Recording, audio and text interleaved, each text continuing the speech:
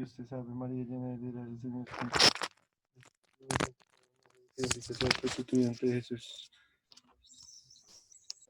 Hablar de la clase, estaba llamando a lista. Listo, profe, gracias. Listo, Cami. Eh, entonces, a ver, íbamos con Joseph. Joseph, ¿de qué habla el primer video? ¿Video? Sí,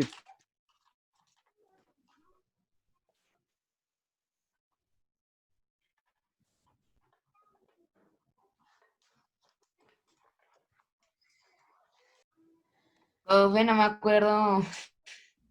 pero no tenía que hacer un mapa mental. Sí, pero yo no me entiendo mis cosas. Y entonces, ¿quién se las entiende, perdón? No, es que yo antes, cuando estudio, organizo primero las ideas y así, pero por el momento no. Grave. A ver, Montalvo, Sí, señor profe. cuéntame de qué habla el primer video.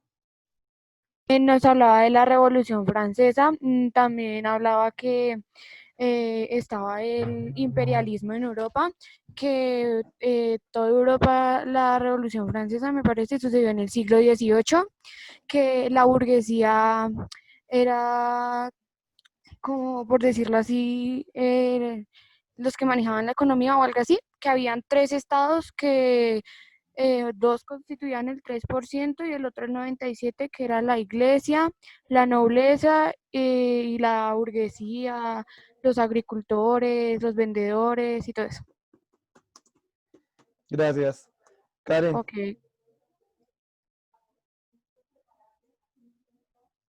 Karen,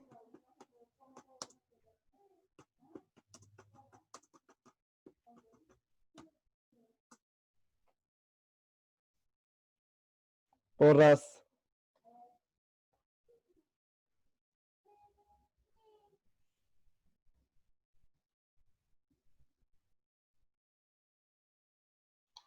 Profe, es que acuérdese que ya se le traba el micrófono. ok. Entonces vamos con Lisette. Ay. ¿El primer video? Sí, Bueno, dijeron que fue a finales del siglo XVIII, fue un periodo muy violento y dicen que al al gobernante le cortaron la cabeza en una batilla y entonces por eso es importante para ellos. Como, en la batalla no, al que amor. le cortan. Se llama guillotina. Ay, bueno. Entonces a los que les cortan la cabeza siempre los llevan en una guillotina. Ya es como muy importante allá. Ok. Entonces, y a ver, Alison, Señor, segundo video, ¿qué decía? pues hablaba prácticamente lo mismo que el primero. Decía que pues como que el gobierno estaba en crisis, estaba en bancarrota. eh, Había una mentalidad ilustrada y crearon la asamblea constitucional Ok. para pues para sí. ¿Qué can? Señor, Qué decía en el segundo video? hablaba de pues lo mismo, pero era, digamos, que estaban en la búsqueda de la libertad y la igualdad, hablaban de la pirámide social, eh, de que los nobles y los eclesiásticos se repartían los beneficios del sistema y que surge pues sí, surge la Constitución de Francia. Ok. Barreto,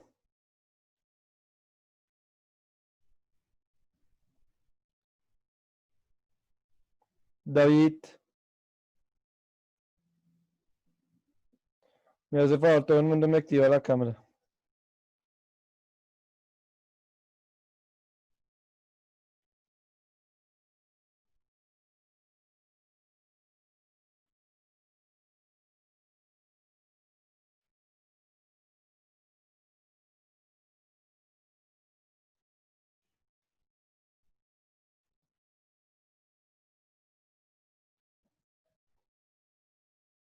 Yorena, ¿me haces un fa?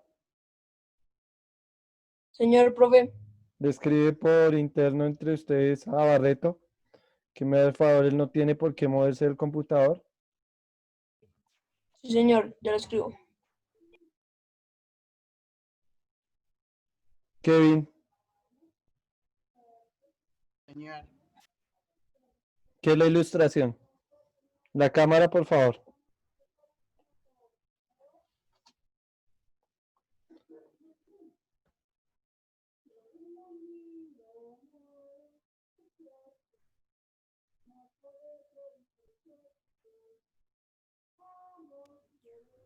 ¿qué es qué, profe? ¿Qué es la ilustración?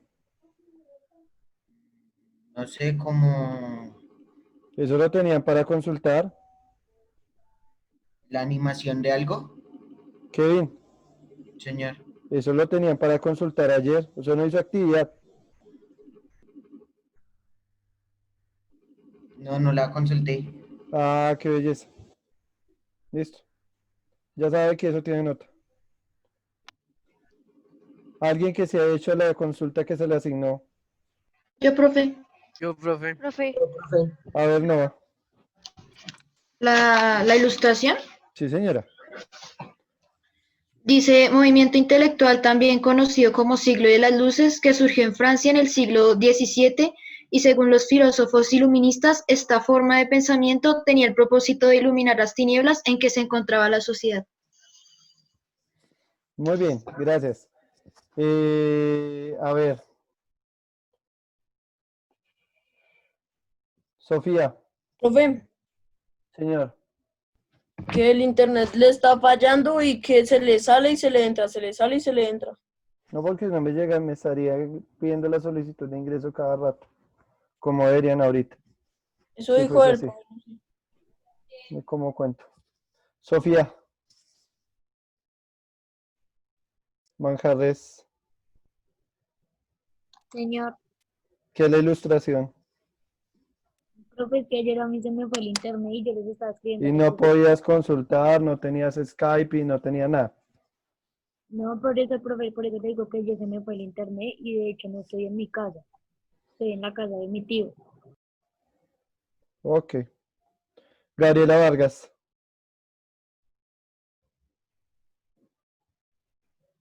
Señor, ¿qué es la ilustración, amor?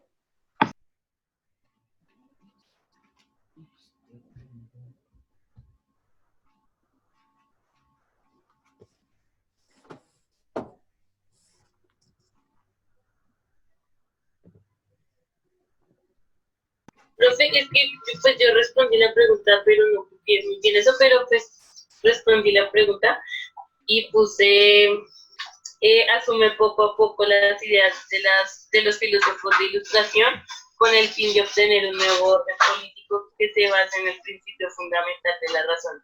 Ideas que se sintetizaron en igualdad, libertad y fraternidad. No, pero estuvo válido lo que hiciste. Entonces, si eso es la ilustración, es decir, fue un movimiento político y más que todo ideológico y cultural que va a tener sus consecuencias o su influencia sobre los factores políticos, económicos y sociales de finales del siglo XVIII en países como Francia, Alemania e Inglaterra. ¿Qué es entonces el enciclopedismo? ¿Quién me dice? Lo que yo averigüé son conjunto de doctrinas profesadas por los autores de la enciclopedia publicada en Francia a mediados del siglo XVIII bajo la dirección de Diderot y de Alembert. Proclama la independencia y la superioridad de la razón frente a la autoridad de la tradición y la fe. Muy bien. ¿Quién más me tiene otra respuesta? Yo, profe, Mico. el enciclopedismo fue una corriente filosófica liderada por Denis Diderot y Jean D'Alembert. Esta enciclopedia tenía la finalidad pedagógica de transmitir el conocimiento poniendo en valor el saber como un medio necesario para alcanzar la luz de la razón, un canal a través de que alcanzar el conocimiento cierto. La razón es el canal adecuado para acabar con formas de conocimiento falso como la superstición. Muy bien, Nico. Profe, yo, A ver, Karen. el enciclopedismo fue un movimiento intelectual de la filosofía occidental cuyo conjunto de principios ideológicos y filosóficos fueron promulgados por pensadores denominados enciclopedistas. La enciclopedia se escribió y editó en el transcurso de la segunda mitad del siglo XVIII, Muy con la bien. contribución de muchos escritores renombrados, siendo los más ilustres Denis Diderot y Jean de Roth-Alenbret. Muy bien. Entonces, ¿qué pasa con estos movimientos? Ah, bueno, me falta una pregunta. ¿Qué fue primero entonces, la ilustración o el enciclopedismo? La ilustración, ¿no? La ilustración. Fueron como al mismo tiempo casi. Porque el enciclopedismo fue en el siglo XVIII y en la ilustración también. O bueno, eso fue lo que yo encontré. Muy bien. El enciclopedismo abre las puertas a la ilustración. ¿Cuál es el propósito inicial de Diderot? Diderot es un chico, es un muchacho que para el momento de que es un filósofo para la edad de sus 24, 26 años. El tipo es un tipo que le gusta viajar por diferentes poblados de Francia y es un adicto al saber. Es un filósofo empírico. Y Diderot tenía un sueño y era que tenía como la idea o el idealismo de que el conocimiento debería ser libre, que el conocimiento debería ser asequible a cualquier persona, sin importar su estatus social o económico. ¿Sí? Entonces, a raíz de eso, pues Diderot lo que hacía era ir viajando por diferentes lugares, pero para esta misma época en que vivía Diderot, casualmente en Francia, se había inventado lo que había empezado a surgir los rumores de un gran invento que se había hecho, que era la imprenta. Al ver la posibilidad de tener la imprenta, se le ocurre la idea, oiga, y si más bien en todo lo que yo cojo y de los viajes que yo he realizado y documentado, ¿por qué no puedo compilarlo en un solo libro? Y ese libro, ahora que tengo la imprenta, poderlo distribuir con mayor facilidad, ¿sí? Entonces, a Diderot se le ocurre esa idea que sustenta en su sueño de tener el conocimiento, que el conocimiento sea libre, sea de fácil acceso para todo el mundo. Y lo que hace Diderot, aprovechando el invento de la imprenta, entonces es que empieza a liderar un movimiento, ¿sí? Con diferentes filósofos, con Voltaire, con Rousseau, con diferentes filósofos alrededor del mundo, inicialmente en Francia, después migra a lo que es parte de Alemania, más exactamente el sur el sur y centro de Alemania, y después el movimiento, los rumores o las cartas llegan a Inglaterra y los filósofos de Inglaterra empieza a surgir todo el movimiento enciclopedista, ¿sí? ¿Qué es el enciclopedismo? En esencia, pues es el movimiento mediante el cual se genera la acumulación de conocimiento de saberes con el propósito de difundirlo a gran escala o de manera libre, ¿sí? Entonces, ¿por qué él decía eso? Porque listo, yo puedo llegar, él tenía la experiencia que llegaba a un poblado, se encontraba un médico y el médico tenía muy, muy clara la fisionomía humana, ¿sí? Y podía identificar algunos de los males. Pero resulta que viajaba a otro y se encontraba un botánico y el botánico no conocía la anatomía humana, pero sí conocía muy bien el funcionamiento de cada una de las plantas. Entonces, tener la posibilidad de que el saber del botánico con el del médico se unieran en uno solo es el principio básico de la medicina hoy en día, ¿sí?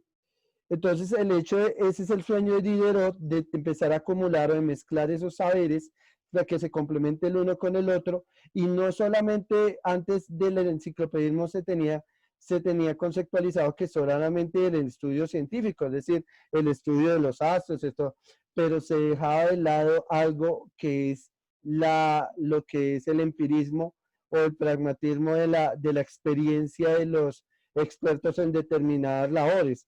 Entonces, había, por ejemplo, un herrero que en un poblado del norte de Francia sabía cómo producir determinada aleación de metal que era resistente y la espada la hacía más liviana, pero por otro lado había otro en el sur de Francia que hacía una aleación diferente con otro metal de menor costo. Entonces, mezclar, unificar esos dos saberes para formar un producto en común que facultara o ofreciera un beneficio mejorado, era el sueño de Diderot. ¿Sí? Entonces Diderot dice, no, un momento, no puede ser solamente el conocimiento empírico, los pensamientos, las reflexiones de nuestro entorno, es también los saberes, lo que ha desarrollado cada uno de los diferentes artesanos, comerciantes y empíricos en diferentes labores cotidianas que se realizan en diferentes lugares de Francia. Entonces él dice, con la enciclopedia, al tener la posibilidad de imprimir libros a gran escala, o pues por lo menos más rápido de lo que se hacía antes, sí, porque antes en la Edad Media sí se producían libros, pero tenían que ser transcribidos a mano, y el único libro que era de fácil distribución y eso era la Biblia, y eso porque lo producían los monjes en los diferentes Alpes suizos, en los monasterios y demás, y por ejemplo eran los tomasinos y lo que eran los jesuitas los encargados de hacer la transcripción de la Biblia, pero no cualquiera tenía acceso y eran los únicos libros, los libros que se difundían eran hechos a mano.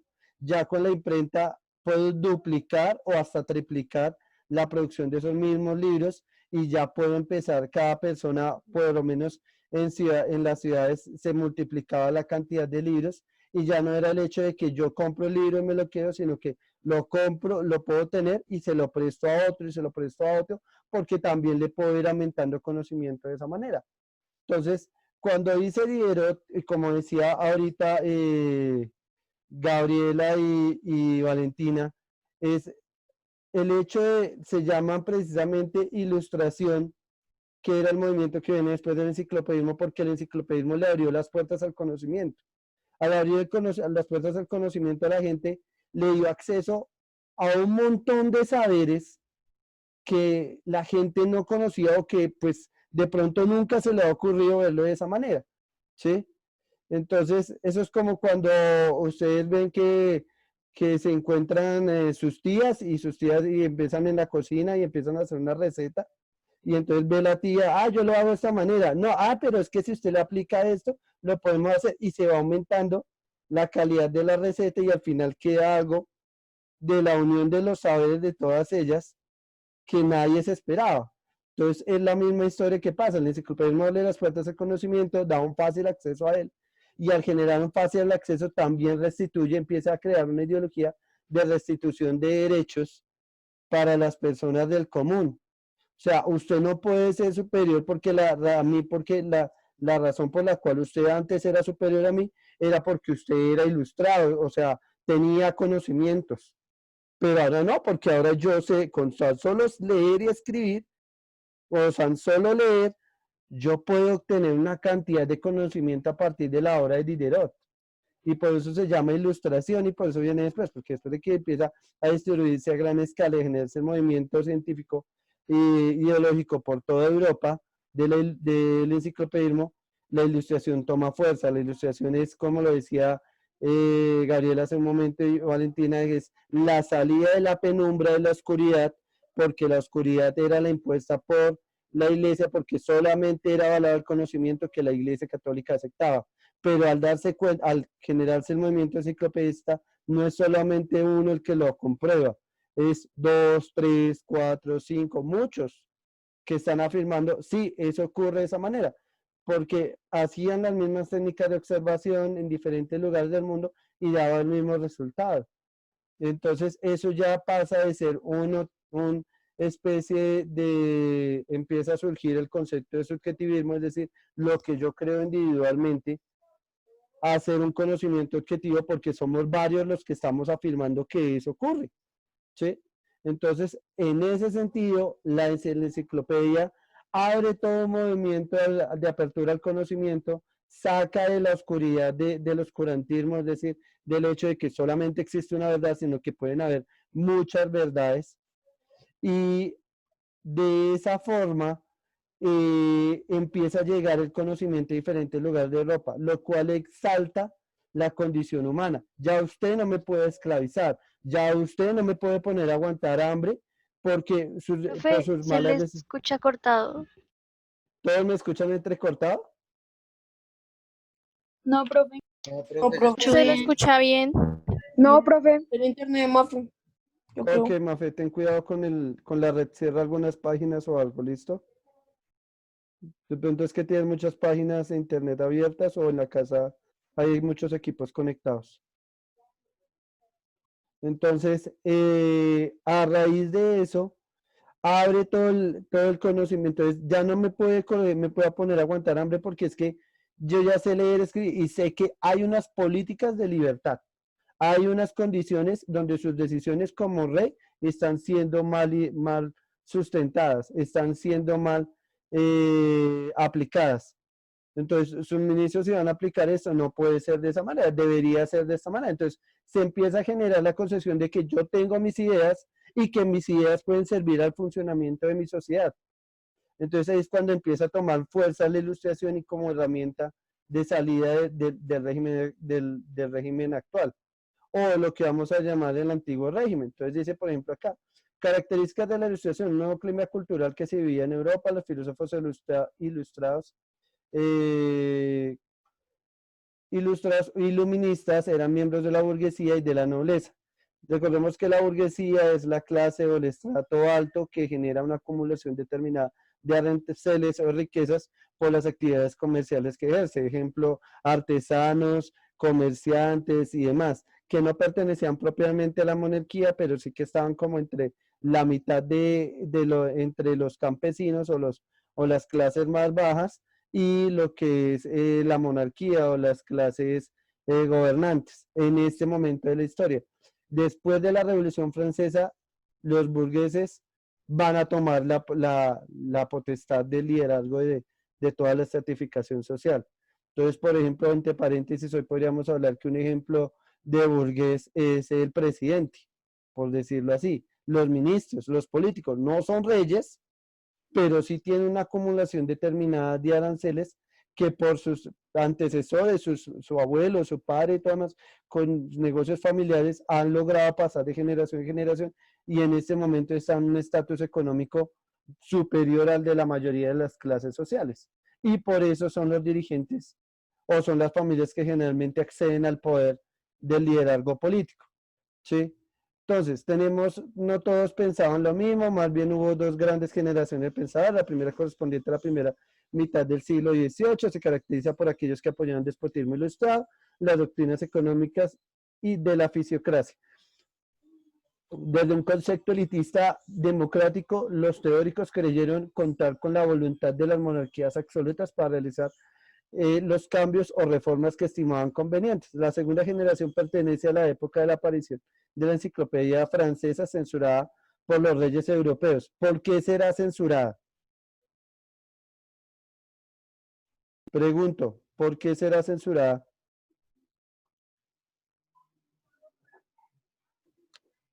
Profe, ¿puede repetir? Es que se le cortó el audio. ¿Por qué será que la enciclopedia francesa fue censurada por los reyes Porque no, europeos? porque no querían Que nadie que el tuviera el pueblo mismo sabiera. conocimiento. Sí, que el Muy bien, pueblo tuviera porque conocimiento porque, digamos, se le creaban como el tipo de revolución. Estaban evitando eso. lo veían como una amenaza. Lo que ustedes dicen es cierto. Era una amenaza porque si yo educaba a mi pueblo se iba a ir en contra mía. Esa es la razón por la cual, por ejemplo, todavía hoy en día en países como Colombia no se apoya tanto la educación. Porque miren que ustedes escuchan las protestas cuando se generan los diferentes, ¿quiénes son los que lideran las protestas? Generalmente son los chicos o los estudiantes que tienen mayor cantidad de acceso a conocimiento. Son los mejores de su clase, son diferentes cosas, porque entienden y tienen una visualización más crítica de lo que tienen alrededor. Y hoy eso todavía se ve presente hoy en día, pero entonces en la época de la Revolución Francesa, los reyes eran conscientes de eso. Si esa gente se educa, nos van a pasar al papayo. Entonces no puedo hacer eso, tengo que frenar eso. Y eso lo hicieron muy bien los españoles. Los españoles van a liderar un movimiento que es la Santa Inquisición, y la Santa Inquisición finiquita todos esos libros que vienen de afuera con conocimientos de Voltaire, Diderot, diferentes filósofos del mundo. Lo que hacen es quemarlos. ¿Para qué? Para que su pueblo no se eduque de esa manera, no tenga una concepción diferente a la ley que establece o al conocimiento que establece la Iglesia Católica, los reyes y lo profesado en los monasterios. Pare de contar nomás. Profe, ¿se puede decir que, digamos, un antecesor de la enciclopedia y de Diderot, podría ser Martín Lutero al traducir la Biblia a los diferentes idiomas que habían en la época? Sí, señor, es un movimiento y por eso también lo satanizan. Sí, a él por eso lo satanizan. De hecho, no es el único que le pasa eso. Hay varios. Cuando un movimiento, por ejemplo, antes del enciclopedismo las ideas surgían aisladas. Entonces estaba, por ejemplo, lo que yo siempre les voy a citar, que es el tema del heliocentrismo y el geocentrismo, cuando la Iglesia Católica creía siempre que la Tierra era el centro del universo, cuando no era así y era la ley máxima, ¿sí? Y aparecen diferentes científicos que sustentan una teoría diferente, con pruebas y todo lo demás, y lo que hacen es pasarlos por la hoguera. Entonces, tenemos acá, entre las principales... Perdón, que espérame, yo sigo Mafe, porque me quedan 4 minutos. profe, a Mafe se le salió y se le quedó bloqueado. Listo, que yo les subo en estos días la clase o yo les paso después el video. Listo. ¿Listo? Igual, teniendo en cuenta el paréntesis de Mafe, entonces, para todos, Camila me preguntaba esta mañana, profe, lo que usted publicó por Educlass, que nos llegó el anuncio y lo que publicó ahí en la clase de sociales, ¿eso hay que hacer algo? Por el momento no, acuérdense que hay una actividad evaluativa, que es este formulario de Google que sale acá en el Movimiento Obrero, la página del Movimiento Obrero, que es la actividad evaluativa casi que general del curso, con el otro examen que se va a aplicar por Educlass. Entonces, por el momento solamente es que vean la teoría, eso vamos a mirar cuando avancemos en los temas. Tienen que ver primero, mira, aquí está el cuestionario. Entonces ingresan los datos y ahí después vienen unas preguntas tipo examen, unas abiertas, otras cerradas, y eso es lo que van a resolver. Pero para resolver eso tienen que haber chismoseado Revolución Industrial, Estados Nacionales, Revolución Francesa y hasta ahora más Revolución Francesa. Que eso por eso les digo que es para la última semana de mayo. ¿Sí? Eso ya lo tienen publicado, entonces ya se los dejé ahí para que lo vayan chismoseando y el que lo quiera pues arriesgarse a resolver, pero recuerden que solamente tienen un intento. Yo que les recomiendo que se esperen a que yo les explique cada tema, pero ya lo tienen ustedes, lo tienen también para usar para sus consultas de tareas y demás. ¿Listo? Entonces, íbamos en el tema de la ilustración. Entonces la ilustración tiene ese impacto, tiene como tal esa ampliación del conocimiento, genera la ideología de la restitución de clase, de identidad humana. Entonces dice acá, la importación de la razón de la ciencia para organizar la sociedad, entender el mundo, la búsqueda de leyes naturales en el universo, la máquina regida por leyes inflexibles que el hombre no puede pasar por alto, debe analizarlo y tratar de comprenderlo. Entonces, ahí me adelanto a unos 2 puntos que están adelante, que es, dice, negaban el derecho divino al poder político y eran partidarios de la secularización. Los principales miembros de la Ilustración adoptan el deísmo, que acepta la existencia de un Dios, creador del universo, pero niega la religión revelada y no admite un culto externo. ¿Qué quiere decir eso? No es que esté negando la existencia de Dios. Sí habían algunos que eran ateos, pero la gran mayoría de ellos creía fervientemente en un ser supremo. Se va a cortar la llamada. ¿Listo? Entonces, si se corta la llamada, yo les cuelgo 2 enlaces por Skype de 2 videos. La idea es que los vean, solamente que los vean. Y mañana llegamos a hablar de eso en clase, los primeros 10 minuticos. Y mañana sí trabajamos Libro de la Paz. ¿Será que por repetir se cortó el audio? Que si se corta